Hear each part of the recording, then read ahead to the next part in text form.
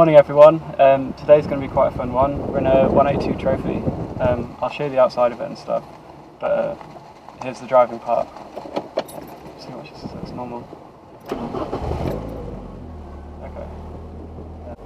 When I was looking at my 106 rallies, I actually looked at these trophies and they were a bit out of my price range, even back then, but I've always had a keen eye on these cars. We'll just get going and see what it's all about. Whilst we're building up, if you didn't know, the specs are quite simple. It's a 2-litre 4-cylinder engine, puts out about 182 horsepower. It is exactly the same drivetrain as a Clio 182. What makes this car different is the dampers and subtle styling cues it has. I think it's got a Clio V6 spoiler. Yeah, so it's got 16-inch lightweight Speedline Cherini wheels, which look really good against the red, and it puts out, let's say, 182 horsepower, about 150 foot-pounds of torque, and 0 to 60 under 7 seconds. Straight off the bat, it does feel like typical French hatch. It's nothing crazy. Yeah, driving this thing around town, it's just a normal French hatchback. I've got no issues with the seating position. That's a big thing on the forums. So yeah, if you didn't know, what makes a trophy special as well is one of 500 cars. It's pretty cool. I think they've brought 50 over to Switzerland as well for some reason. But UK got 500 of these.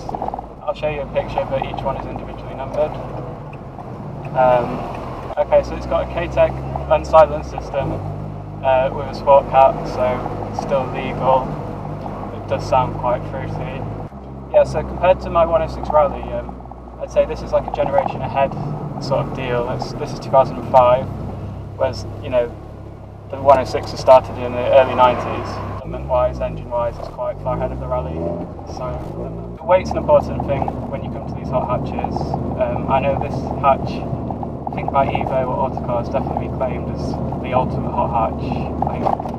If you're watching this, you've probably seen the Harry Metcalf video, that was quite good. These are, I think, about 1090 dry, and as close as a 10 as you're going to get for a car of this year. And if you compare that against my Rally, that's just under 900, so for the increased engine power, it's kind of evens out. So yeah, 182 horsepower, just over a ton. It should make for quite fun. We've got 5-speed gearbox, which is the same as the 182. I don't think we're going to be able to test the dampers today, because I'm told they're very track focused and you really need to be hitting apexes hard to feel them, but I'm not complaining if we've got them. So the torque's interesting on this for me because I'm used to cars with high revving, which this does, but also little torque, but this has got quite a bit for a ton car. So in third now, pulls pretty well. Brakes are good. So what's it rev to? Jesus! All the way up to 7,200, I think. So the owner's told me it needs to be kept, the sweet spot is above 4,000, and I'm chipping out a bit at the minute, but we'll drop down to third. Okay, so we're on cam now. Wow. This is a quick car.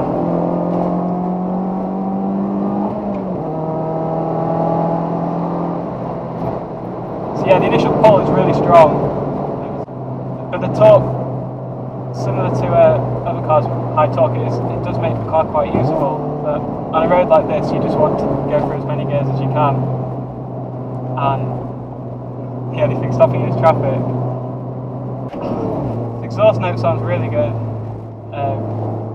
I'd say it's a bit drony, but it's a trade-off on these cars. So as I say, the gearbox has got quite a nice short pro. It's completely standard, I think. Yeah. Yep. Yeah. So I'm told that there's quite criticism of standard mounting of engine and transmission on these cars. These are upgraded. Definitely feels tight. It's a different throw that I'm used to on some of the French cars, just in a different way really. And and obviously it's new to me today. It's the first time I've driven a Clio, well, definitely a fast Clio. So this car in particular has it's had an engine rebuild, and like any sensible owner, when you're getting the engine rebuilt, you might as well stick a cam in there. There's two cams, isn't it? Dual overhead cams. So it's a nice set of heavy cams, which goes up there. Obviously I can't compare it to a standard trophy, but I assume they're pretty good. So as I said before, this is a generation up from the kind of 90s hatchbacks, hot hatchbacks, and I think you get AC in this, leather seats, well, yeah, they look good. But again, you don't really need anything else, and people aren't buying these cars for the comfort. Just trying to make progress here.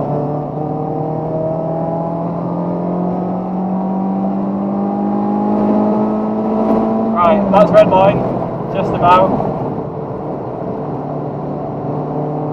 This is what we want. So in terms of values, like I said before, I looked at these cars when I was about 4 or 5 years ago when I was buying my 106, and they'd sort of dipped to the kind of natural appreciation curve. So they were around, I think an okay one was for about £4,000, but that's just natural. But I think as they got older, more people started to realise they're quite fun. Right, we've got to go down again. So this is third, flat out, that's a lot more potent than a rally.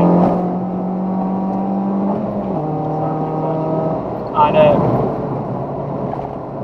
now they're, you know, you're looking at £6,000 at least for one. Limited numbers again helps. You know, 500 produced, or to the UK even. It's hard to see. Okay, we've got a long fast corner here. Grips very well. So yeah, in terms of values, people are waking up to what these things are. You know, other hot hatches are going up, this is natural to go up as well.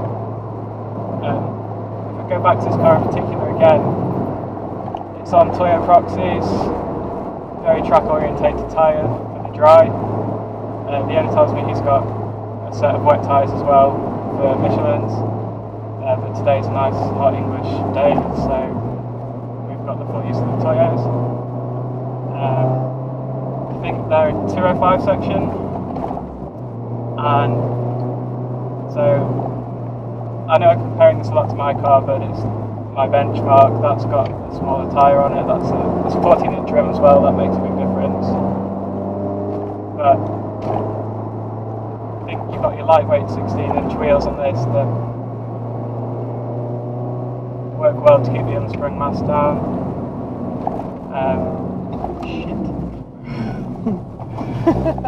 Brakes are good. Brakes work. I wasn't even speeding then, it was just one of those 30s that catch you out. But again, I'm trying to give a view of this, what you haven't already heard.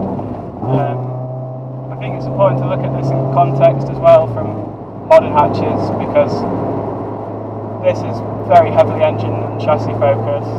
And what I mean is, it's not just like stick a 1.6, put a turbo on it and have torque to make the car feel fast.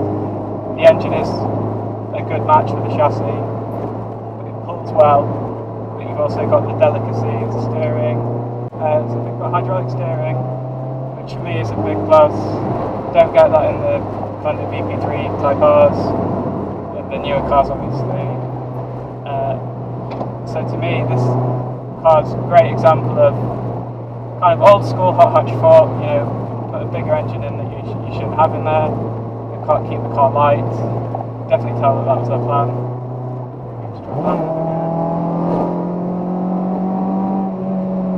So yeah, this has had a rebuild, but the chassis is on 140k, and you wouldn't know it. I'm a big advocate of these cars being used, and that's what I'm doing today. Gearbox, not a bad thing.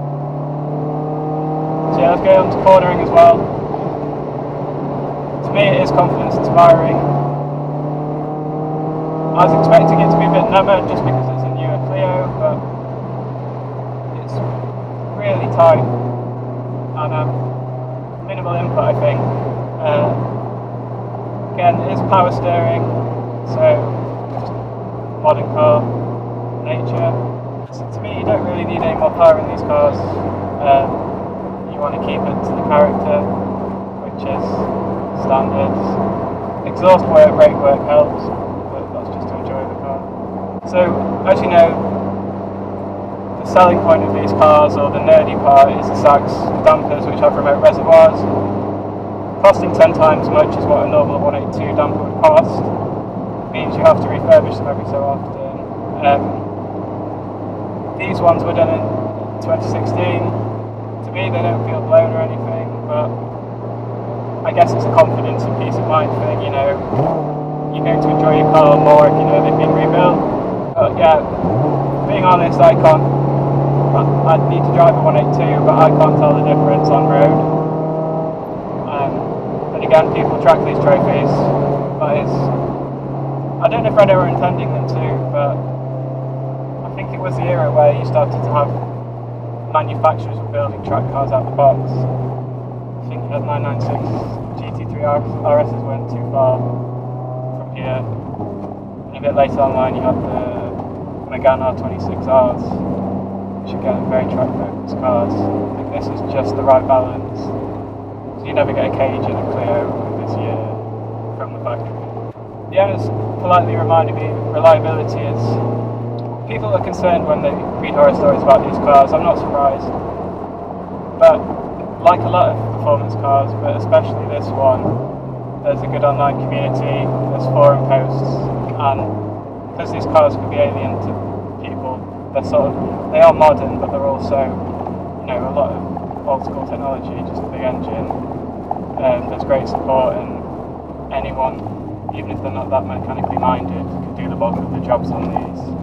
I know I'm told the belts on these aren't up to scratch really, and I think it's more like a negotiating point.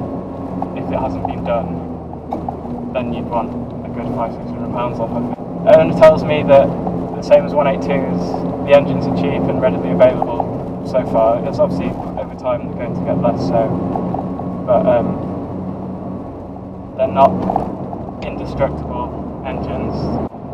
You know, if you're pushing them hard on track, they're not built to sit 140 miles per hour all day, which is the top speed. I think it's crazy for a car from 2005. It's fast Clio. Yeah, I've got another national speed limit sign.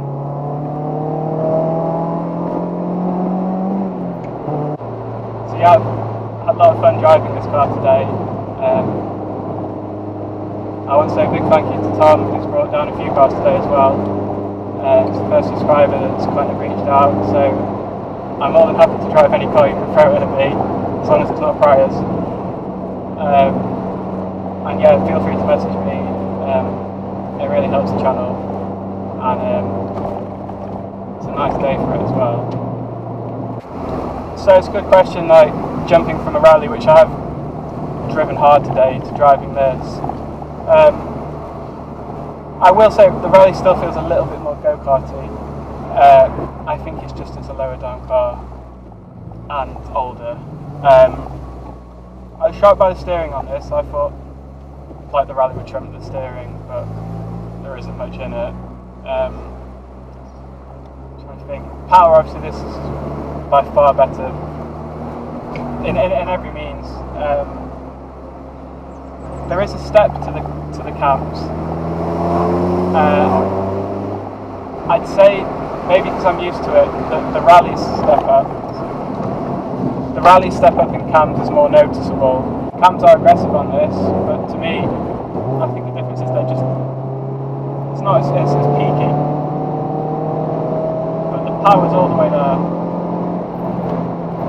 and you can definitely get into quite high speed quite quickly. Weight-wise, I really can't feel any difference in weight. Again, this isn't my car, I'm new to it. I think maybe if I was driving it regularly and on track as well, I'd be able to check it around a bit more. But it's still that old school feel of big engine, small car, right power for the chassis. It's confusing for some people because they think it's just a Clio, but for car people it's quite cool, especially when you see that trophy logo. I really like stickers on cars, it makes more race car feel. I'd say it's a more comfortable car than my Peugeot, definitely. It's done twice the mileage, the chassis, but it's nowhere near as rattly. I don't know if that's just a Renault Peugeot thing. I was expecting bad from Renault. Basically, I'd call this a modern classic because it's not turbocharged, it's not overly heavy, and to me, in this era of hot hatches, so the generation after the 90s, you really didn't have that much. I mean, you had the Civic Type R, but that was just kind of a new way of going about it. Anything from Peugeot in this generation was shocking, as Renault really had a good grasp of the market on these. It's been a constant development from like what the Clio Williams, hasn't it? It's been, you had that, and then the 172 I think it's 99, that was quite a revelation when that came out, the Mark 1 especially. And I say this is the ultimate version. I'm convinced this is the last one that had hydraulic steering. I think the 197 was electric. Definitely the 200 is electric. I always look at, there are hot hatches in this area, but they're not as focused as this. You know, slack suspension, nothing else is going to beat that. And I think, to be fair to Renault, until recently they have really kept the formula quite simple and put the driver first. I think they tried to do that with modern Clio, the one with the paddles, and they tried, I just don't think they executed it very well. Didn't have a good feel of the market. I think you also have to remember the Formula 1 team had quite good success around this time. I think Alonso won a few world titles, and that sparked you had lots of sporty McGanns at the same time, so Renault were really on fire then. It's hard driving these cars after reading so much about them, because you kind of want to test all the things that people say is good and bad. But to me, it's you can get in and drive it. I'd say the clutch isn't too bad in this. But that's not the point. And the great thing about these is you can do what you want with them. You can have an absolutely low mileage one that you might drive on a sunny day. You can get a more used one like this, which to me is the better option because you don't care about where you park it too much. And you can lightly modify them, and they're still going to feel. They just aren't. I say the downside, there aren't enough of them for sale. You're going to struggle to find a good one. Yeah, so just want to say a massive thank you to the owner, Tom. Really made today happen. He brought more than one car as well. You'll see that in other videos. This thing is cool. What are my thoughts? I like the car. I'm really kind of sold on the whole Renault Clio Sport of this era kind of thing now. I was a bit sceptical at first just because of the issues I heard, but speaking to Tom, he sort of knows once you get into them, you know what you're in for. As long as you manage it well and not try and run it on a shoestring, I think you'll be fine. Me personally, I love blue cars, and either the 182 in the kind of baby blue and the stripes, that would be really cool. Or I think if I was doing a track day really cheaply, I'd try and find a 172 Cup. I know they've become a bit rarer these days. The 182, I think they're still quite well valued compared to other cars. This is peak because it's limited edition. That's really what it is. I think the average driver isn't. It depends what you're using the car for. If you want like the status of the car, it's cool and quirky, then put the money into one of these. But if you just want kind of a cheap front hatchback to like rag about in, get the 182. It's the same engine. It's just the dampers that are different. And yeah, like I said, I like blue cars, so I'm actually looking at a 182 right across from me now in blue. It's really nice. Yeah, so we're on a push for 1,000 subscribers. We're still on that push. But this has given me a really big boost. It's great to hear feedback from subscribers and actually just meeting people and talking about cars. I haven't really done many car meets Not strange, but most of my mates aren't really into cars. Well, especially not older cars. So it's cool meeting people like-minded. I'm kind of smitten on this car now. I didn't think I'd fall for it. I really thought it would be a kind of, oh yeah, it does this a bit different to the Peugeot, but I still love my Peugeot, which is true, but this comes at a different angle. I think this will appeal to people who want the power. The Rally is just that bit, well, it's a significant amount down, it's 70 odd horsepower down, and this is only a bit fatter, so if you want a cheap track car, you used to just get a Saxo VTS or something. But to me, I can see why people like these. Just that bit more modern. Still great aftermarket following for these. And, you know, sky's the limit of what you can do with them. You can see why you see a lot of 182s at track days. They are that sort of, they're not too fragile to use, and they're also cheap enough to, you know, get into them. Trophies are a bit of, you know, a step up.